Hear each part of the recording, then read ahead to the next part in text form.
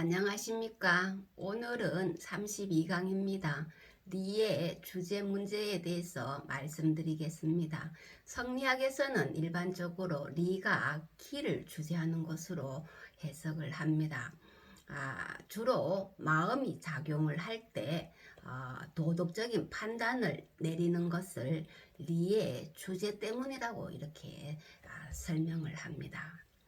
주제의 사전적인 정의는 어떤 일을 중심이 되어 맡아 처리하거나 또는 처리하는 사람이라고 말합니다. 이렇게 볼 때 주제는 주제하는 자가 주제되는 대상에 대해 적극적인 행동을 가하는 의미가 내포됩니다. 성리학에서 주제하는 것은 리이고 주제되는 대상은 기입니다. 이렇게 볼 때 리가 기를 주제하는 것이 됩니다. 여기에서 문제가 발생합니다. 왜냐하면 주인은 리의 자기성을 인정하지 않기 때문입니다. 리가 무의하다는 거죠. 리가 무의한데 주제되는 대상에게 적극적인 행동을 가할 수 있겠느냐는 것입니다. 성리학에 있어서 리의 주제라는 말은 고대의 상제, 천명이라는 표현으로까지 소급됩니다. 본래 주제라는 말은 상제가 이 세상을 주제한다라는 표현에서 비롯된 것입니다. 상제란 우주 만물을 주제하는 최고의 인격신을 의미합니다. 자연 현상에서 비, 바람, 번개 등을 주관할 뿐만 아니라 인간 사회에서도 착한 사람에게 복을 주고 악한 사람에게 재앙을 내리는 방법으로 이 세상을 주재하였던 것입니다. 그러나 시대가 발달할수록 이성적인 사고가 점차 뿌리를 내리면서 상제가 이 세상을 주재한다는 사상은 의심을 받게 되고 상제가 주재하던 인격적인 의미도 상실하게 됩니다. 상제의 개념이 퇴색되고 이어서 천, 천명, 천도 등이 그 자리를 대신하게 됩니다. 이때는 주제적인 의미보다는 원리나 법칙의 의미로 해석된다는 의미입니다. 송대에 이르면서 주인은 상제를 리로 대체하여 이 리가 세상 만사를 주재하는 것으로 규정합니다.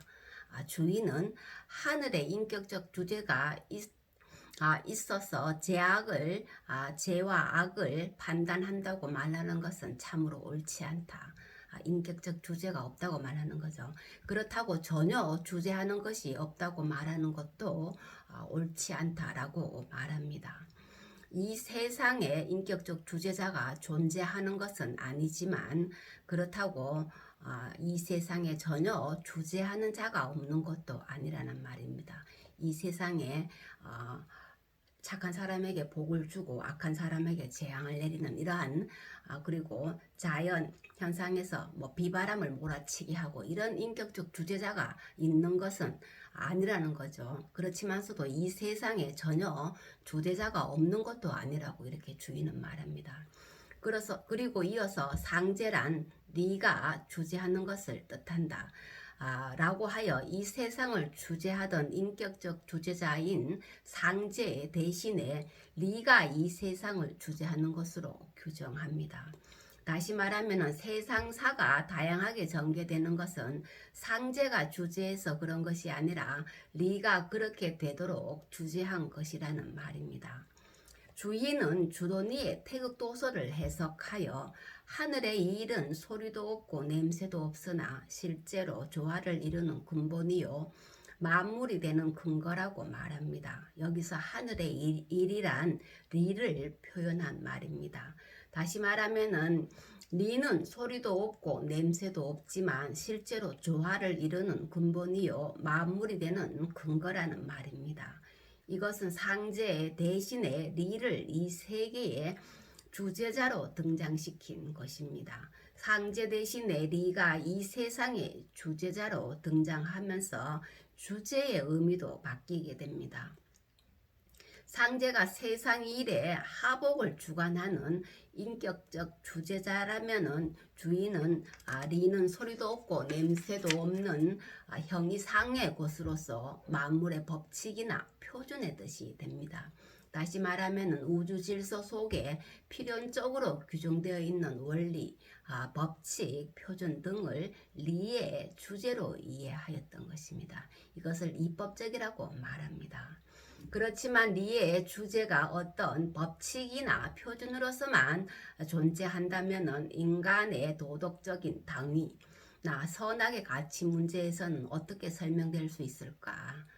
때문에 주인은 리의 초월성과 절대성을 끊임없이 강조합니다. 리를 기보다가 우위에 두어야 된다는 거죠. 선악의 문제에서는 리가 절대선이 되는 거죠. 그리고 기는 유선하기 때문에 기보다가를 리를 더 우위에 두어야 한다는 것입니다. 리의 초월성과 절대성은 리와 기의 불상리의 관계에서는 불가능합니다. 따라서 사실적으로는 리와 기의 불상리의 관계를 전제하면서도 논리적으로 리를 기에서 분리시켜 보려고 부단히 노력을 합니다. 리를 기에서 분리시켜 볼 경우라야 리를 기보다가 우위에 둘 수 있습니다. 리는 형이 상의 것이요 기는 형이 하의 것이며 리는 영원하고 불변하는 것이요 기는 일시적이고 가변하는 것이며 리는 절대선이며 기는 상대선이기 때문입니다. 리는 절대선이고 기는 상대선이기 때문에 도덕적인 당위나 선악의 가치 문제에서 리를 기보다가 어쨌든 앞에 두려고 하는 거죠. 따라서 리에서 기가 생겨난다. 리가 기를 낳는다. 이생기나 리에 동정이 있다. 리가 실제로 동정한다는 거죠. 그리고 리가 기보다가 앞선다. 이거 이선규 등의 표현이 가능합니다.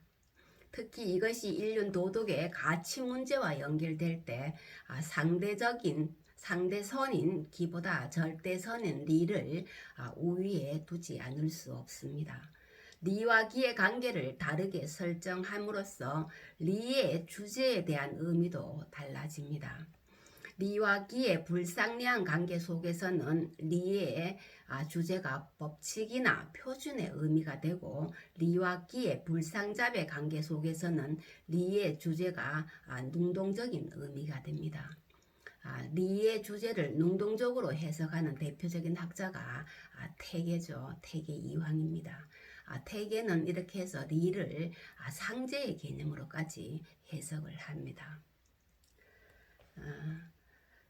능동적인 의미로서의 주제란 장수가 부하에게 명령하는 것처럼 리가 자기성을 갖고서 기를 제재하거나 검속, 단속할 수 있는 것을 의미합니다. 물론 리의 능동적인 주제를 인정할 경우 무위인 리가 기를 주재하는 것이 되므로 성리학의 기본 명제에 어긋날 수 있습니다. 주의가 말한 리는 정의도 없고 조작이 없다는 리 무위의 어떤 전제에 어긋난다는 것입니다. 리는 형이 상의 것으로 자기적인 성질이 없기 때문입니다. 이것을 리 무위라고 표현을 하는 거죠. 반대로 리의 주제를 기의 법칙이나 표준의 의미로만 인정할 경우에는 현실의 지배권이 기에 기속되어 리는 쓸모없는 무용지물이 될 수 있습니다. 왜냐하면 리는 약하고 기는 강한 성질 때문이며 이때는 리를 기 속에서만 기에 내재시켜 해석할 경우는 리는 기의 영향권 속에 있다는 거죠. 기의 영향을 받지 않을 수 없다는 것입니다. 그렇기 때문에 리의 어떤 힘이 기에 기속됨으로써 리는 결국은 쓸모없는 무용지물이 될 수 있다는 것입니다. 그러므로 리의 능동적인 주제를 확립하여 현실의 혼란을 야기하는 기의 활동을 철저히 차단해 나갈 것을 강조합니다. 이거는 불상잡의 관점에서 리를 해석을 한 거죠. 이렇게 해서 조선 유학자 중에 노사 기정진이라는 19세기 조선 유학자 리가 이 세상의 어떤 기적인 것을 리가 주재하고 제어해 나갈 것을 강조합니다. 이것은 리의 와기의 불상잡의 관계에서의 주제에 대한 해석이죠. 리의 주제 문제와 관련된 보다 정미한 논의는 조선 유학자들에 의해서 전개됩니다. 대표적인 학자로서 이황과 이위가 있습니다. 조선 유학자들이 논의한 주제 문제에 대해서는 다음 시간에 하겠습니다. 오늘은 여기까지 하겠습니다. 감사합니다.